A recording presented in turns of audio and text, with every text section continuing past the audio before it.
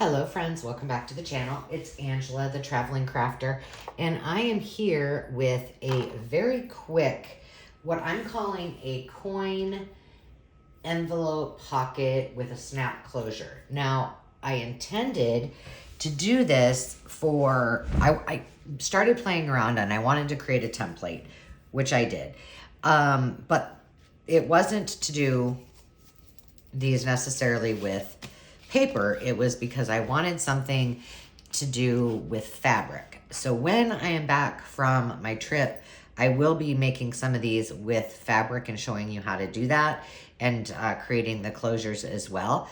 But I thought it would be fun just to see how I did this and what I did. So what you're going to need is a piece of paper that is at least 10 inches long because our template will be, and you know what I'm going to do? I'm going to leave this up here just like that. Make sure you can see the whole thing, which you can. And you can take a screenshot of that if you wish. But essentially, it's going to be 10 inches long. You're going to want this to be 4 3/4 inch high. And then you're going to score it at 3 1/4 and 6 1/2. And then at 1 1/2 this way. And then you're going to just angle this down. So I'll show you how to do that in just a second. But there is our template. Now, what I did, because it was just easier, is I created that one template and then I simply am going to, but this is one-sided, isn't it? Oh well, we're going to do it this way anyway. And probably, because it's one-sided, I won't do it with, usually for you guys, I do use a Sharpie so you can see it. But I'm just going to trace mine, but I will show you.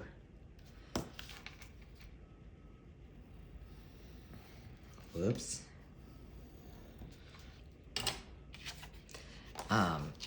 What you can do if you want to cut it out. Okay, so first of all, you're going to start with your 10 inches of paper. So that is 10 inches. And so then you're going to want to cut it at 4 3/4 inches. Well, they are really going to town. There you go. So that's what you end up with, right? Now this is where you're going to have to decide how you want to do this. So let me just explain. If you're going to cut it, here's where you're going to cut it at. You're going to cut it at, I want to get this even on here. Okay, so you're going to cut at the 3 1/4 inch mark.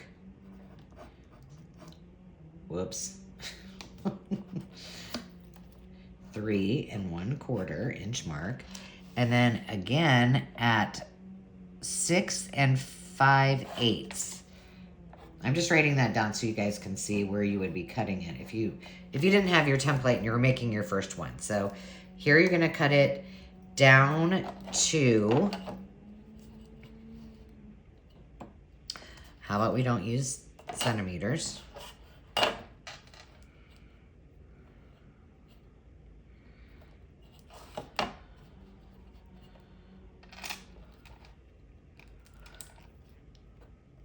That's 2 3/4, and this one here should be lower. 2 1/2. All right.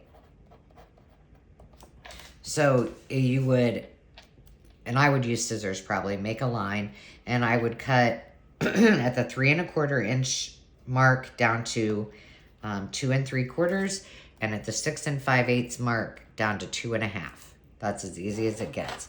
So once you've done that, and I would likely use my scissors, not my cutting. I mean, you can use whatever you want, but for me, I'm just going to do that.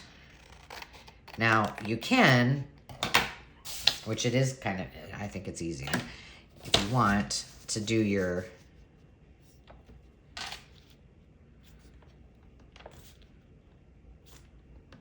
angle with the scoring tool. You can do it that way, and then you can just do this too. But if you take a picture of it, you should be able to... Oh, did that cut? I guess it did. To replicate it pretty easy. All right, now I'm going to round my corners. And again, I'm gonna lay this out here so you guys can see what that looks like. And what we want it to be able to do is we want a straight pocket here and an angled pocket here.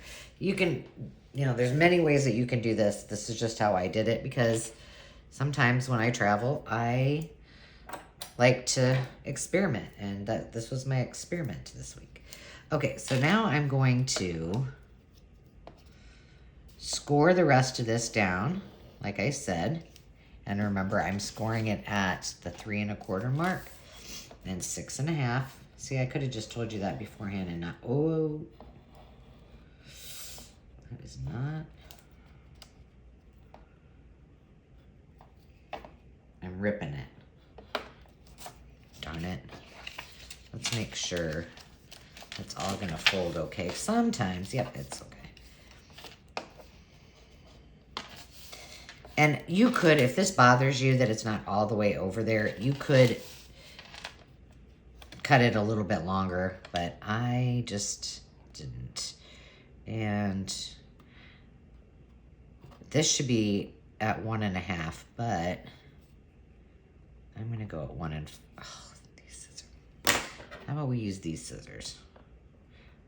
I'm gonna go at 1 5/8 just to give it a little bit of movement. And there you go. So there's your pocket. Now, when I'm home, I will do this with fabric. I will then show you how to make it, add closures to it, and it'll be fine and dandy. But there you go, easy peasy. Let's do another one real quick. And this is actually, I don't know what this is gonna look like.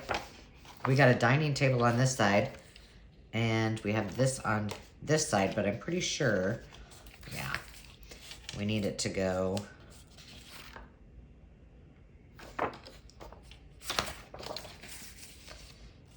the long way. Will it fit perfect? Oh, it's a perfect, well, I can't trim any off, so I'm gonna flip it over and I'm going to just follow my template. What I find easier is, I'm gonna use the Sharpie now because I just like to be a rebel like that, is I play around with the dimensions. You know, I messed it up before I ever show you many times sometimes. This one actually was pretty easy. I knew I had a vision of what I wanted that fabric pocket to look like, and I just had to think through it. And if I were doing it just with paper, I probably would I could do 2 separate pieces, right? But my thought was, I'm going to be cutting that fabric and then sewing it together and sewing it on. So I need to probably have dimensions, and this worked pretty well. And I've made these coin envelopes, fabric coin envelopes before. I've also made coin envelopes out of, I have a video on that. They're a little bit different than this. They don't have the 2 pockets, but a traditional coin envelope using vintage readers and acetate. And those are some of my, I think I did a video on that. Gosh, I need to go check. So you'll find that it is way easier once you have your template. All right, let's see. I'm gonna use these scissors because they're a little more gentle. They're not so pokey. Let's make sure that folds okay. And then, yeah, this looks funny. But what I can do is just cover the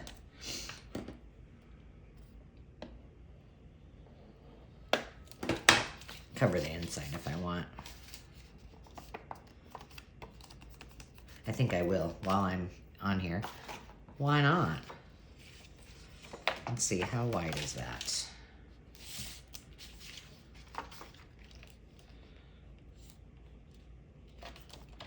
Make sure. All right, we're just gonna pull this off of this side. It might not be exactly straight. Guess we're soon gonna find out.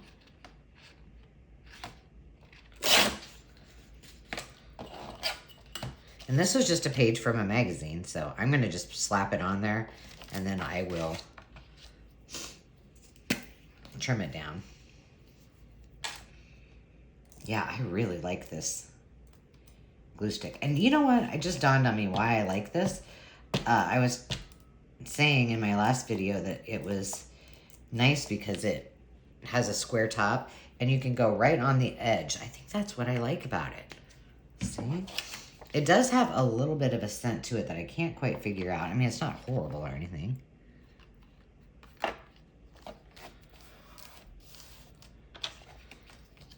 Oh gosh. Man, Ange, you did great. All right, let's cut this one off. And let's round the corners. Look at me patting myself on the back. Easy enough. And now all we got to do is decide. Ooh, this is a little bit crooked though. So we're going to go 1 5/8 again. That's cute. That's not straight. There we go. We're going to glue this one together. So we'll go right across the bottom. I just cleaned this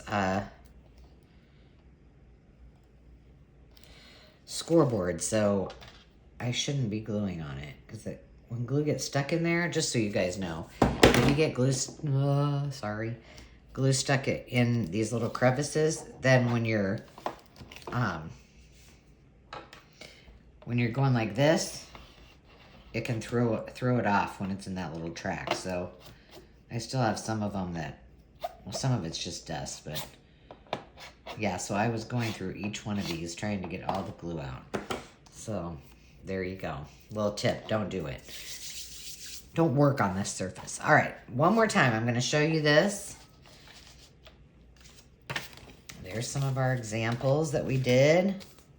That one's not one. And then let's put the template back up here so you can read my chicken scratch, should you want. And there you have it. Pretty quick little project, and I hope you enjoyed that. Until next time, friends, remember to take time to just be. If you have a second, give this a quick like and subscribe. We'll see you next time. Until then, remember to take time to just be. Cheers.